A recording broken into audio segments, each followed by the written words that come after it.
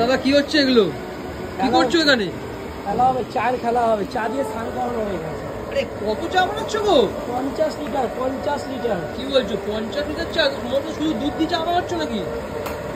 চা তো দুধ দিয়ে হয়, না অনেকে তো দেখি যে জল ঢল দিয়ে খুব পাতলা করে দেয়। জল নেই, যে গ্র্যাজুয়েট চা না, এমনি এমনি চা হয়। ভালো চা খেতে হলে একটাই নাম, গ্র্যাজুয়েট চা। বাংলার সেরা চা বুক ছুটে বলে গ্র্যাজুয়েট চা। ফোন নাম্বারটা একটু বলে দাও। ফোন নাম্বার পেজে দেওয়া আছে, স্মার্ট গ্র্যাজুয়েট চা আর পেজটা ফলো করো, আর ওখানে গিয়ে ফোন নাম্বারটা নাও আর কন্ট্যাক্ট করো। আর এরকম সুন্দর সুন্দর চা খাও। দেখো দেখো তন্দুরি চা, মালাই কেশর চা, মালাই পেস্তা চা, মালয়েশিয়ান লেমন টি। মালয়েশিয়া থেকে আসে ফ্লাইটে লেমন টিটা খাওয়ার জন্য আমার দোকানে। আর বিকেল 4টে থেকে রাত 11টা অব্দি আমার ক্যাফে খোলা থাকে, কাঁচাপাড়া স্টেশন, 1 নম্বর প্ল্যাটফর্ম। ভালো চা খেতে হলে একটা। আচ্ছা ওখানে কি তোমাকে দেখতে পাওয়া যাবে? একদম নিশ্চয়ই দেখা যাবে।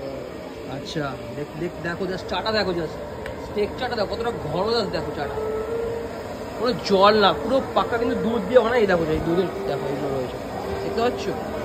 পুরো রেড কাউ দিয়ে বানানো হয়, কোনো আতিপাতি দুধ না। চা খাওয়া দাওয়া 10 বার জন্ম নিতে হবে। বিয়েবাড়ি অনুষ্ঠান বাড়িতে কোন খাবার কিরকমভাবে জানি না, গ্র্যাজুয়েট চালার চা বেস্ট অফ দ্য বেস্ট। আমি একটু বলতে পারি, নিঃসন্দেহে বলতে পারি, নিজের হাতে চা বানাই, নিজের হাতে চা বানাই।